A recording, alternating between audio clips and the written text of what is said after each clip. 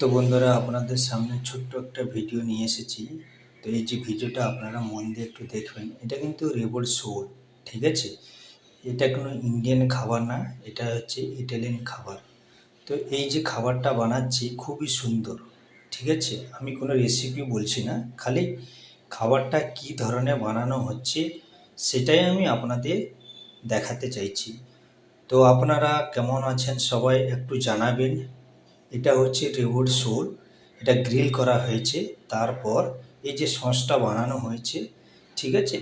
এটা Chinese sauce বানানো হয়েছে, খুবই সুন্দর টেস্টি।